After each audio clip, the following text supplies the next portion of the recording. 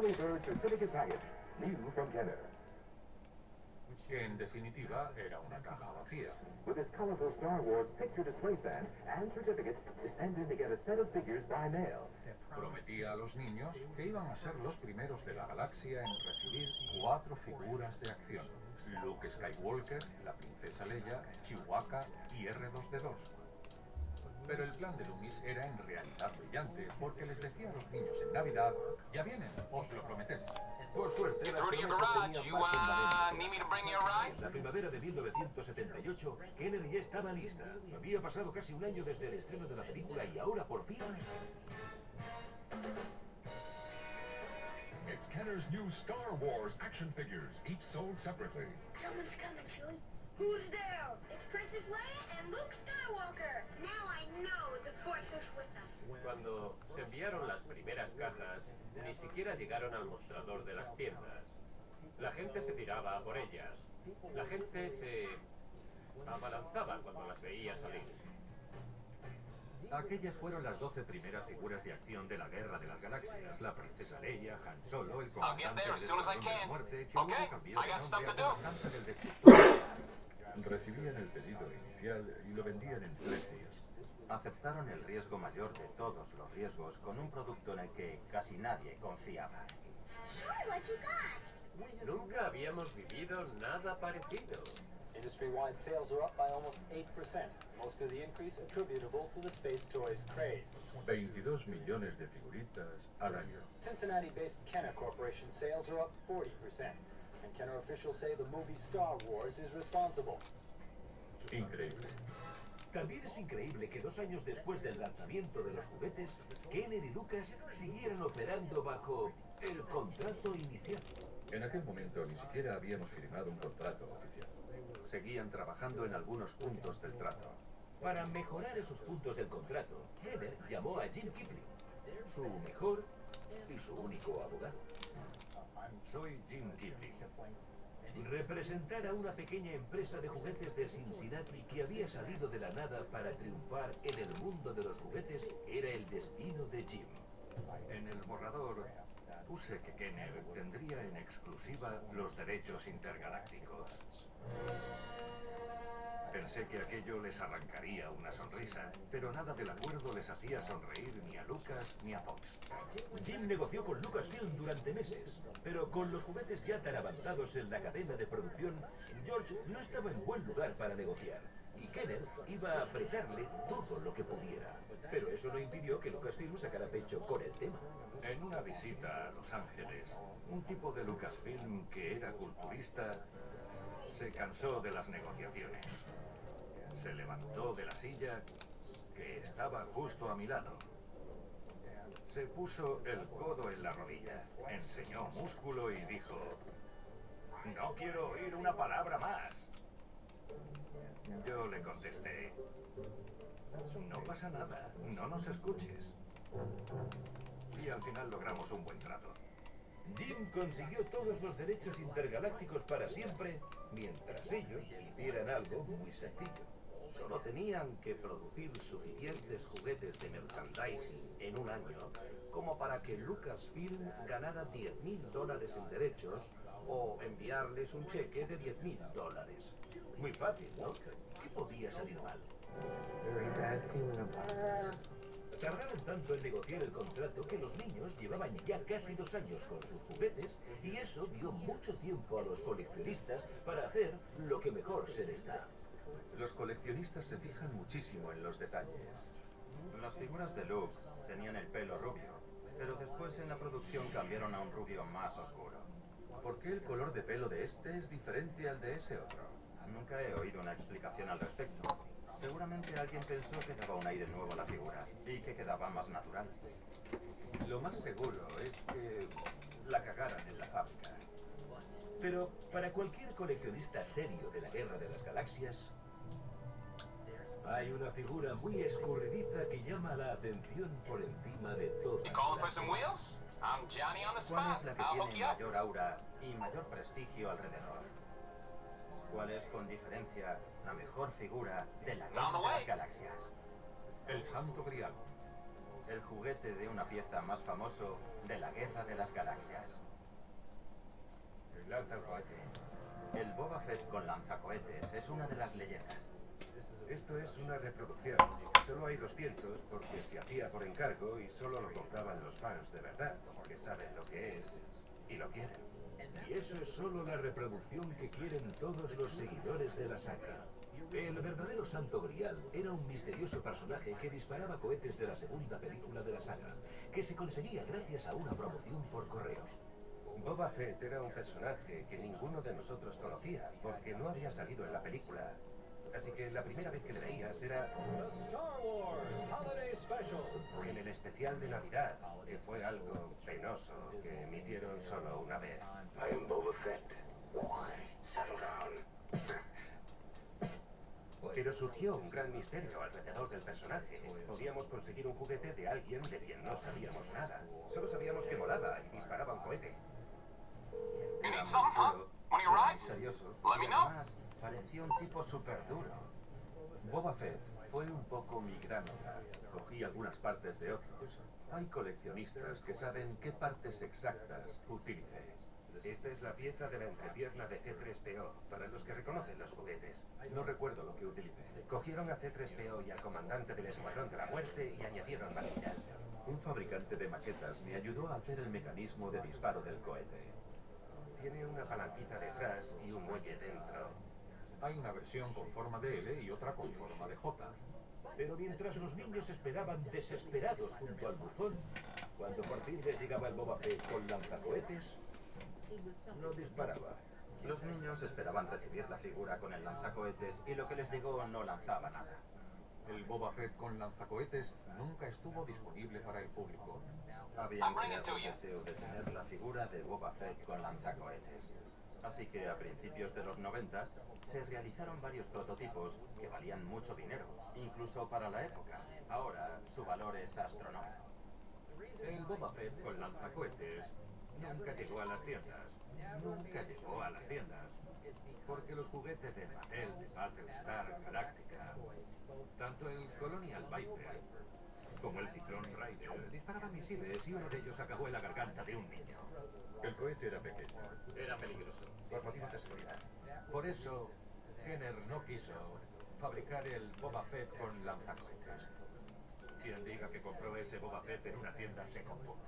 La leyenda que rodea a esta figura ha dado lugar a que hordas de coleccionistas quieran hacerse con una a pesar del peligro que supone fallar con el disparo. Pero no solo interesan las figuras poco comunes.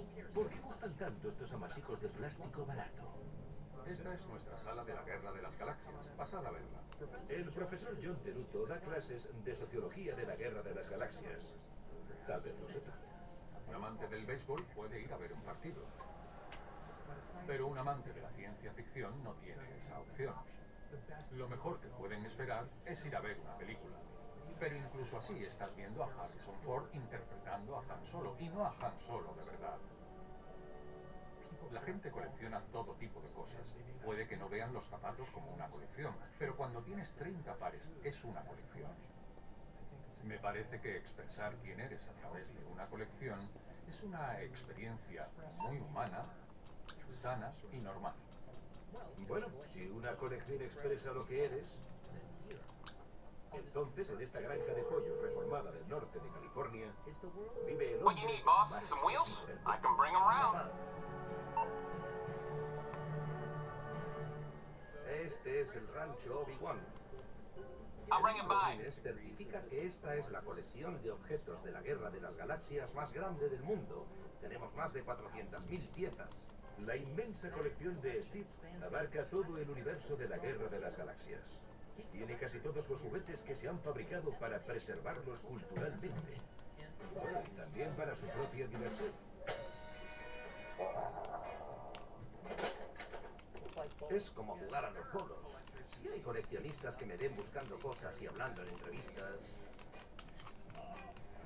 los juguetes y los recuerdos son cosas con las que se juega. Su valor aumenta. El saco de boxeo de Darth Vader. Algunos han perdido valor. Te podría enumerar un montón de juguetes de Jar Jar Binks que están tirados de precio. Pero hay cosas en el rancho Obi-Wan que no pueden sacarse de la caja. Es una pena, pero el Snaggletooth se presentó como una figura de acción de tamaño normal con un traje azul, con botas y guantes plateados. Pero resultó que la figura era pequeña, tenía garras en las manos y los pies y estaba vestida de rojo. Vaya. Pero nos ha dado muchas alegrías en el coleccionismo. En la colección de Steve hay más que objetos y rarezas, que incluso tiene alguna que otra curiosidad. Es un palillero de Darth Vader que te saca los palillos, aunque no vienen incluidos. Pero lo más interesante está abajo, en el laberinto de pasillos, tras esta puerta de seguridad de los rebeldes y dentro de una vitrina cerrada. Aquí tenemos una de las figuras de Jabba con capa de vinilo. Un Jabba así, nuevo en su caja, vale varios miles de dólares en subasta. Puede que ahora mismo lo más valioso de la colección sea las dos variaciones del prototipo de Boba Fett con lanzacohetes. Solo han sobrevivido unos pocos. Uno de ellos lo conseguí hace 25 años y el otro hace 10 o 12 años. ¿Cuánto pagó por ellos? ¿Puede decirnos cuánto pagó por ellos? Bueno, sí. No fueron baratos, pero tampoco costaron lo que cuestan ahora. Tiene razón, porque si compráramos uno hoy en día, pagaríamos por la figura más de $20.000.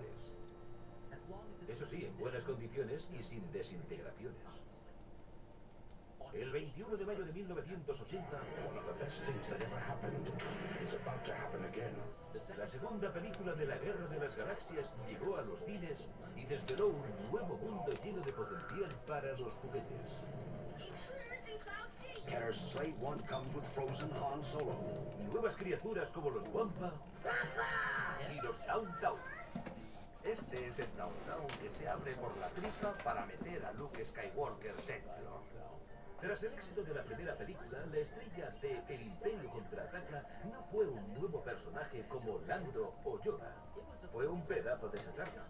El halcón milenario, el pedazo de chatarra más rápido de la galaxia, pronto se convirtió en un personaje con nombre propio, tanto como cualquier actor protagonista. Mark Boudreau ha sido el diseñador jefe de todos los halcones milenarios desde que empezó como becario en Kenner con tan solo 21 años. Empecé en enero de 1977 y en I'm on the febrero clock. de ese What año you me want, dijeron, some wheels? Mark, ¿quieres trabajar en el halcón milenario? Y contesté que sí, que podría gustarme. En aquella época teníamos mesas de dibujo, no había ordenadores, todo se hacía a mano. Así que empecé con una serie de planos a escala 1:1, desde donde fuimos añadiéndole los detalles. Teníamos un taller para las maquetas. Las hacían en madera y las partes las moldeaban en vacío.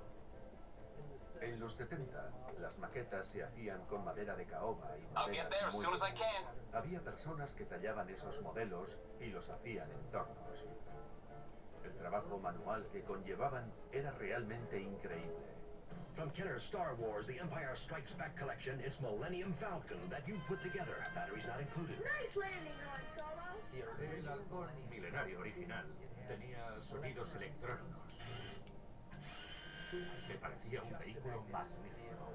Pero la magnificencia tiene un precio. En el 79 se vendía por $24.77 y era la nave más cara de la flota. Desde el punto de vista del negocio, no era lo mismo ir a la tienda y comprar una figurita que ir y llevarse el Cazatai o el halcón milenario. Así que empezamos a pensar qué podíamos hacer para salvar ese vacío que había entre estos dos precios.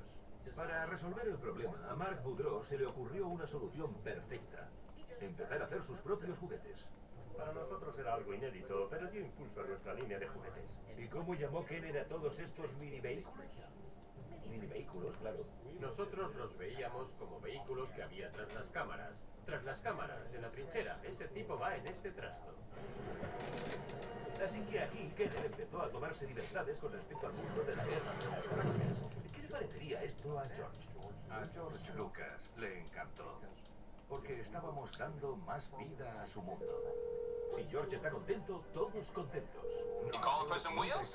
I'm Johnny on the Ya, spot. bueno, I'll a hook you up. principios de los 80 apareció la competencia, porque los famosos dedos salchicha de Bernie Loomis habían creado una línea de G.I. Joes de 9 centímetros y medio, y los Masters del Universo también estaban haciendo negocio. Y con la siguiente película de la Guerra de las Galaxias, a un año de su estreno, Kenner no podía hacer mucho más. Todos los personajes ya tenían su figura. Bueno, casi todos. Kenner no hizo una figura de Grand Moff Tarkin, ni del tío Owen, ni de la tía Beru. Y puede It's on the que way. haya una razón. Aight, I'll get back to work.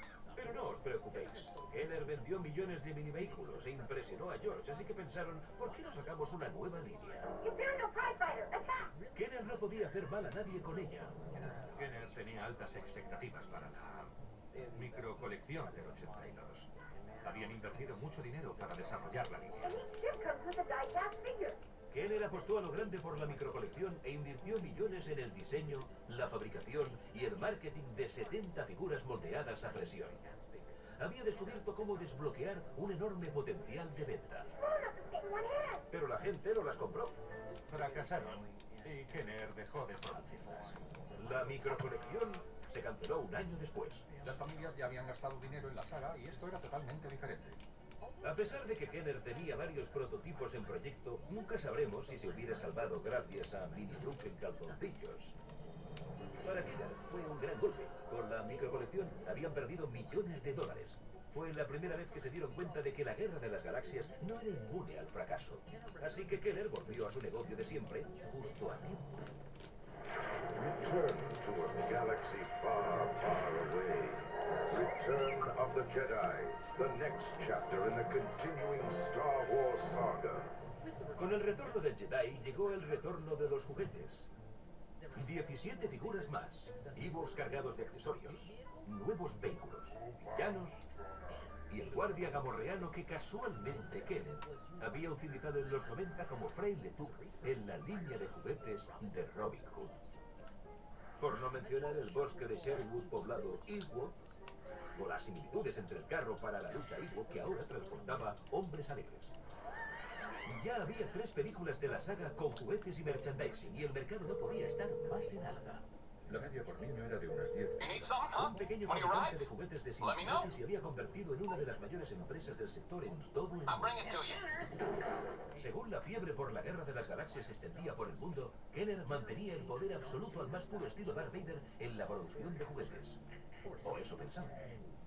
La falsificación más rara es el soldado imperial dálmata con cuerda para gatear. Es de China. Y si vivías en España, podías comprar tu pasta colgate con Big Fortuna, el personaje con peores dientes de la Guerra de las Galaxias. Hay objetos extraños que llaman la atención. Había una línea sin patente que se llamaba Uzay y se lanzó en Turquía. Uzay. Y se olvidaron algunas letras del nombre. Darth Vader. Chewbacca. Sacaron una figura llamada Blue Stars, que era un soldado imperial de Hoth vestido de azul. Pero lo más famoso fue el lanzamiento de una figura llamada Headman que lleva un escudo y una espada. Luego está el artillero imperial, que controla el arma más potente de la galaxia.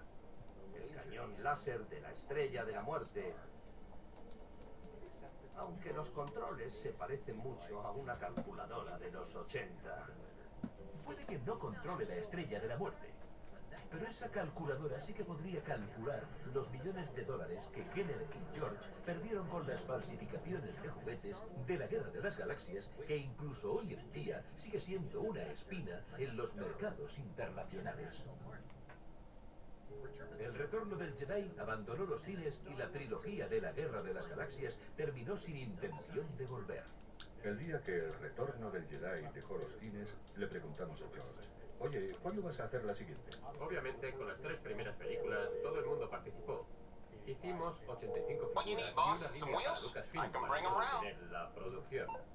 Desarrollamos toda una historia sobre las guerras clon con personajes y vehículos, pero dijeron: es un trabajo estupendo, os lo agradecemos mucho, pero el señor Lucas I'll bring quiere it back. dejar descansar la marca. Fue inflexible. Quería un poco de espacio y tiempo. Hay un periodo que se conoce como la Edad Oscura. Es un periodo entre los 80 y principios de los 90 en el que no hubo gran cosa sobre la Guerra de las Galaxias. No había muchos juguetes. Kenner tuvo muchos problemas. Pasó de estar en la cumbre a la dramática caída en las ventas. Y apareció Alan Hassenfeld con Hasbro, con sus queridos juguetes estáticos. Alan vio la oportunidad de comprar Kenner y promover algunas de sus líneas de juguetes más baratas como Play-Doh, el Spirograph o el horno de juguete. Dios mío, era la gruta. Fue como encontrar un galeón español hundido. Como un intrépido héroe, Alan salvó a Kenner de ahogarse en una ciénaga. Pero ahora Hasbro tenía una franquicia estancada a la que sacar a flote y no podían dejarla hundirse. El contrato original y el cheque de Jim eran para siempre. Estaba redactado para siempre.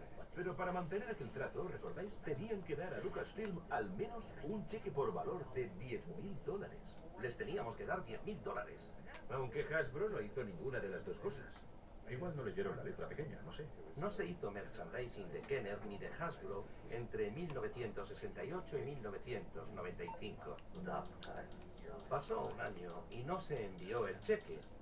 Así que el contrato expiró y Lucasfilm tenía los derechos para renegociarlo. George nunca You through to your garage. You, need me to bring you a ride? En una entrevista dijo que seguramente había sido el contrato más estúpido que se había firmado en Hollywood. Las implicaciones de que Hasbro no mandara el cheque o no hiciera juguetes en un determinado año fueron inmensas, porque poco después George anunció que iba a hacerles las precuelas. Pensábamos que la Guerra de las Galaxias había muerto. Pero nos confundimos y sabíamos que teníamos que recuperar los derechos. No podíamos permitir que la Guerra de las Galaxias cayera en manos de otra empresa. Desesperado por recuperar el trato, el pez más gordo de Hasbro, el propio Alan Hassenfeld, se encargó personalmente de las negociaciones con Lucasfilm. Pero Alan no es muy buen negociador. La mayoría de los tratos relacionados con el negocio los hacíamos con Howard Rothman. Alan Hassenfeld dio a Howard en la rodilla y le dijo: lo que haga falta, Howard. Tenemos que recuperar la Guerra de las Galaxias, así que lo que haga falta. Me ponía nervioso. En aquel momento se me contrajo el esfínter. Eso nos ponía en una posición desfavorable para negociar. Bueno, la situación también se contrajo cuando Howard Rothman y George Lucas se dirigieron a otros 3 fabricantes de juguetes para iniciar una guerra de ofertas. Era de esperar que hubiera una guerra entre las empresas. Hasbro salió al ring e hizo retroceder a la competencia. Fue una guerra de cifras muy difícil y pagamos muchísimo dinero, aunque mereció la pena. Y empezó la verdadera pelea, las negociaciones para el contrato con Lucasfilm. Pasamos unas 2 semanas estudiando el contrato. Nos lo sabíamos de memoria y estábamos listos para las negociaciones. Un equipo de 6 personas se encargó. ¿Y Alan Hassenfeld? No. Alan quería estar en la reunión, pero la junta se metió y le convenció de que era mejor que no estuviera. No me dejaron ir. Me lo prohibieron. Me retuvieron. Estuvimos todo el día, hasta bien entrada la noche, durante 6 días. Fue una negociación durísima. Me llamaban todo el rato. Teníamos un margen de maniobra limitado. Perdonad, pero estaba al teléfono con ellos todo el rato, como si fueran una canguro nerviosa. Pero conseguimos el trato. El trato estaba en este archivador y establecía todo lo que era favorable para ellos y desfavorable para nosotros. Fue el trato más caro con diferencia en la industria del juguete. No pudimos hacer otra cosa. En vez de un 5% por los derechos como en el trato original, en este acuerdo la tasa por los derechos era del 18%.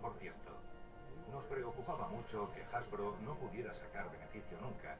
Después de aquello, nosotros lo llamábamos la venganza de George. Ahora sí estaba contento. Habíamos firmado, pero no habíamos leído ni un guión. Era cuestión de fe pensar que la siguiente película iba a ser maravillosa. Recuerdo el visionado de la primera precuela y fue mi primer contacto con Jar Jar. Así que pensé, oh, madre mía, ¿qué hemos hecho? Yo diría que era extraordinariamente lenta. Me decepcionó. El episodio 1 me parecía una clase de economía. No hay nada más emocionante que la banca y la intriga política para los niños y sus juguetes. Will you defer your motion to allow a commission to explore the validity of your accusations? Bueno, pues sí. En el 77 no había juguetes listos para el lanzamiento de la película, pero ya no iban a cometer el mismo error. Para el episodio 1 fueron enormes.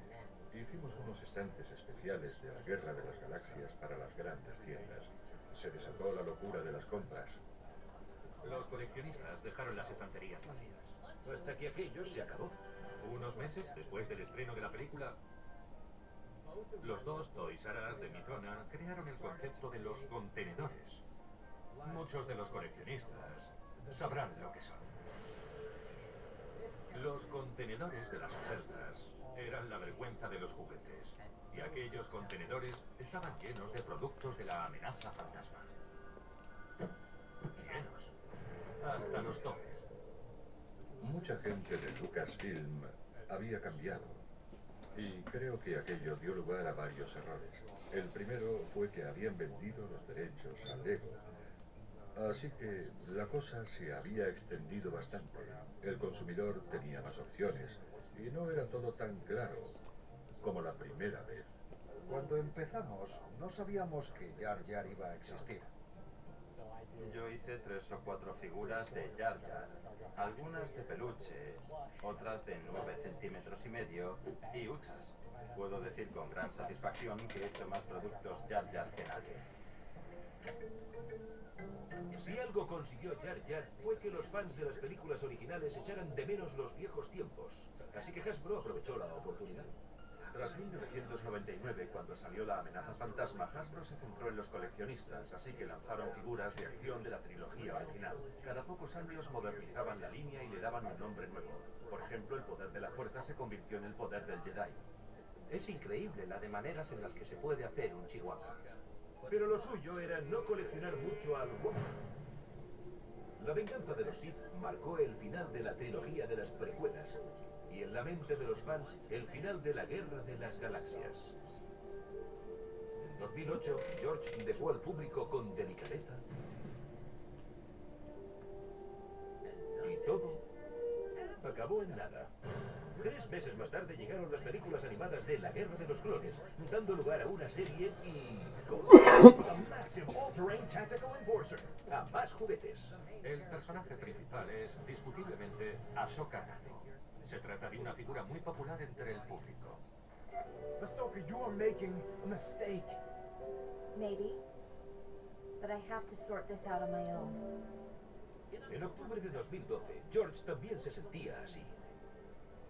De repente lo dejó todo y vendió Lucasfilm a Disney por $4.050 millones.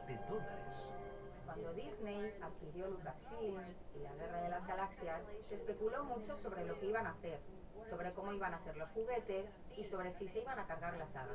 No se sabía si harían algo grande y lo convertirían en alucinante. Sí, iban a hacer algo grande y alucinante.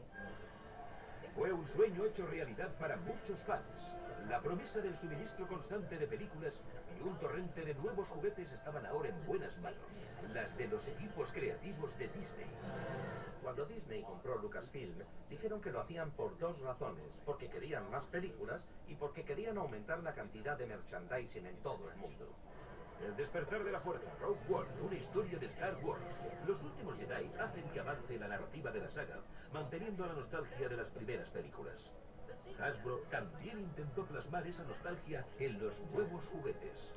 Si hiciéramos un repaso de los últimos 40 años en cuanto a diseño de figuras de la Guerra de las Galaxias, desde 1978 a las actuales, hay cosas que son iguales y otras que han cambiado a mejor.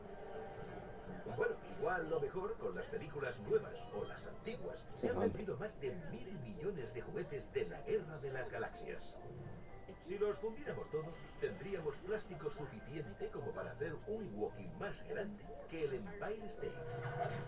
En los 70 y los 80, Kenner vendió 22 figuras al año. Ahora se venden millones más a aquellos niños de 10 años que ahora tienen más de 40 y comparten su amor por la saga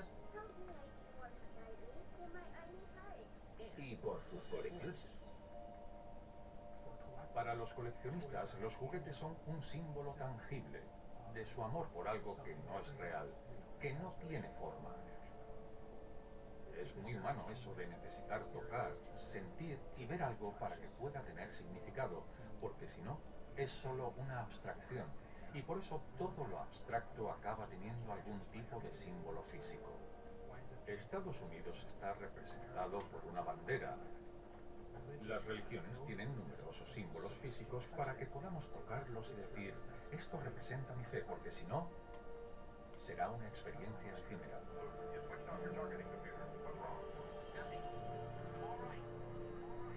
Para muchos, la Guerra de las Galaxias es mucho más que unos juguetes. Pero para el equipo que los hizo en los 70, supusieron solo un día más de trabajo. Tarta de fresa, espirograph, horno, todas las cosas de la Guerra de las Galaxias que hay aquí. Lo último en lo que trabajé fue en la reaparición de los osos amorosos. La Guerra de las Galaxias cambió Kenner. No solo la puso en el mapa, sino que además colocó a Cincinnati en el mapa. Planta auténtica del edificio Kroger 40 años después. Así venía yo al trabajo todos los días. Hace mucho tiempo, en una galaxia muy lejana. Piensa en una pequeña empresa de juguetes en el centro de la soleada Cincinnati, Ohio, con poderes y habilidades mucho mayores que las de los mortales. La filosofía de Kenner era trabajar con ideas de la casa. En el fondo, me encantó cada minuto que pasé en la empresa.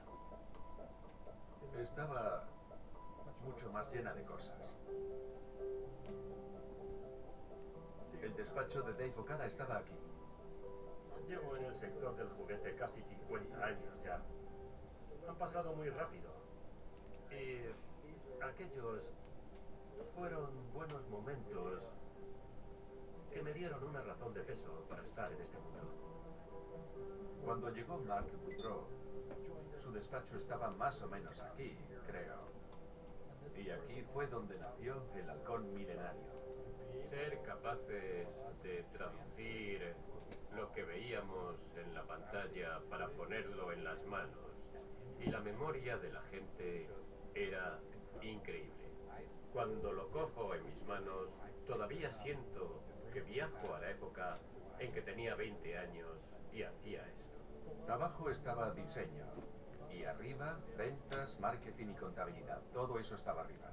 Pasé de estar en un grupo de ingeniería aeronáutica en General Electric, trabajando en patentes para piezas de motores de los aviones que no podías ver en funcionamiento porque operaban a 800 y pico grados, algo que era bastante aburrido, a ser el único abogado en una pequeña y agresiva empresa de juguetes que al final acabó ganando los derechos de los juguetes de la saga más grande de la historia. Cuando estaba trabajando en los juguetes de la Guerra de las Galaxias, mi cubículo estaba aquí. Y todas las primeras figuras y los dibujos de los caza ala X y los TIE se hicieron en una mesa que estaba más o menos por aquí. Fue genial ser diseñador de juguetes. No sé, no creo que quiera hacer tostadoras. Los juguetes siguen siendo más interesantes que otra cosa porque puedes hacer cualquier cosa con ellos. Los diseñadores de juguetes moldean a los niños, que luego harán cosas grandes. Los niños que están jugando ahora con juguetes de la Guerra de las Galaxias podrían acabar siendo los ingenieros que hagan las naves que vuelen en el futuro.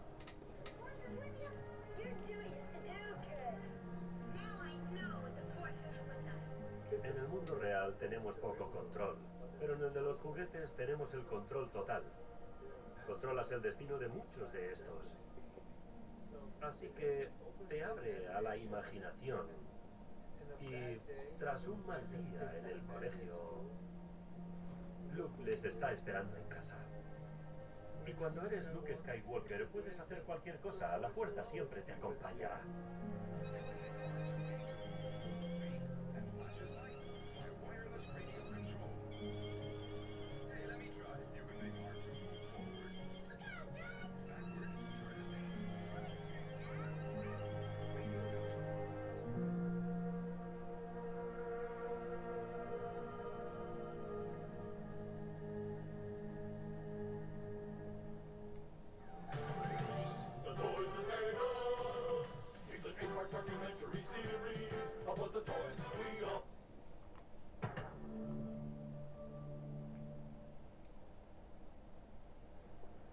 ¿Dónde está el prototipo, Jack? Acaba de llegar de Japón, Ruth. Mi secretaria está de camino con él. Ya voy. Ah, aquí viene. Aquí está.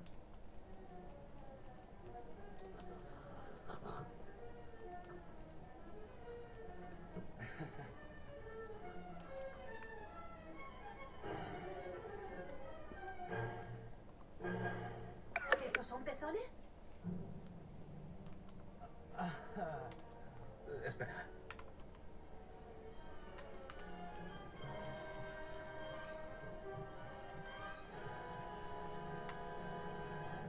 ¿Ya está? Vaya muñeca, Ruth? Sí. Prepárate, Estados Unidos. Ha llegado Barbie. Barbie, este innovador bombón rubio, esta es la muñeca más famosa y con más ingresos de la historia. Se convirtió en una franquicia de $1.000 millones. Nunca se había dado a las niñas un objeto sexual así. La primera muñeca que mostró a las niñas algo más que tareas domésticas. Ha tenido 180 profesiones hasta la fecha. Ha trabajado con los mayores diseñadores de moda. Y sigue siendo un cambiante y vivo reflejo de la época en que vivimos. Trabajar en Mattel era trabajar en un mundo de fantasía. Barbie es controvertida. Es una marca, Iman. Haríamos lo que fuera para proteger a nuestra chica de oro. Pero sus creadores también fueron controvertidos. Admiro a Ruth, pero era una delincuente de guante blanco. Desde su debut en bañador y todo lo demás. Estos son los juguetes que nos hicieron como somos.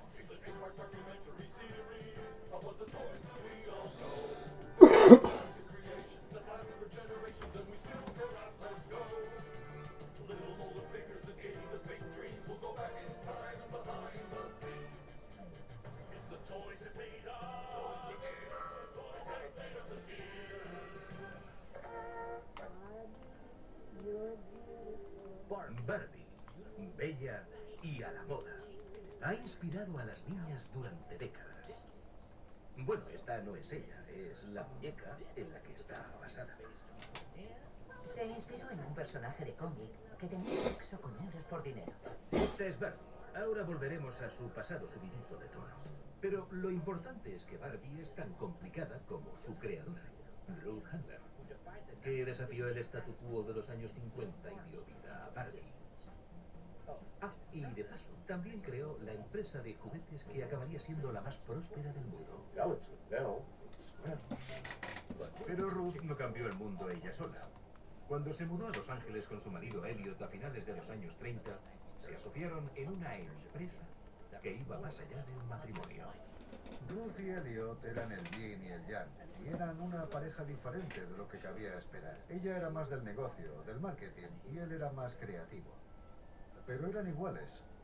Puede que fueran iguales, pero fue Ruth quien los introdujo en el sector del juguete creando Mattel Toys. Ruth y Elliot obviamente inventaron productos increíbles. Fueron pioneros en hacer una pistola de juguete con varias balas. No tenía solo un disparo, era como una metralleta. Se trataba de hacer cosas que gustaran a los niños, y ese tipo de producto tenía mucho éxito. Entonces los juguetes para niños eran fáciles, pero Ruth tenía la mirada puesta en las niñas. Veía que su hija Bárbara tenía las opciones limitadas en cuanto a los juguetes, no como su hijo Ken. Cuando Ken jugaba, podía ser bombero, astronauta, vaquero o cirujano. Mientras los niños tenían juguetes que despertaban la imaginación sin límites, las niñas tenían que jugar con trozos de cartón con forma de muñecas unidimensionales con ropa recortable que se sujetaba con unas pequeñas solapas si tenía suerte. En esa época era la única forma en que se podía jugar con la moda. La otra opción más popular para las niñas estaba lejos del mundo de la moda y se centraba en las tareas del hogar. Bárbara solo tenía muñecos de bebés, así que solo podía imaginarse como madre o cuidadora. Con un bebé de juguete, las niñas no podían, por ejemplo, vestirse o hacer ese tipo de cosas que les encantan. Ruth veía todo esto y pensaba, ¿por qué no hay una muñeca tridimensional para que mi hija pueda vestirla? Con la idea de hacer una muñeca tridimensional que las niñas pudieran vestir, los Handler se fueron de vacaciones a Suiza, donde Ruth encontró inspiración en un inesperado lugar. Ruth vio allí una muñeca muy guapa y con curvas de casi 30 centímetros de alta. Que resultó ser la prostituta de una tira cómica algo picante creada para inyectar un poco de ánimo a los soldados alemanes de la posguerra. La muñeca estaba basada en un personaje de cómic que aparecía en el Bild Zeitung, un periódico de tamaño reducido que era como el National Enquirer en Estados Unidos. Lily no era ni de lejos un buen ejemplo para las niñas. Los hombres le regalaban una Big Lily a la chica con la que salían, y así ella sabía lo que él buscaba. No era la típica vecina. Pero eso no detuvo a Ruth Handler, que era una visionaria, y pensó, podemos convertir esta muñeca de plástico un poco golfa en algo que represente a las chicas adultas de clase media estadounidenses.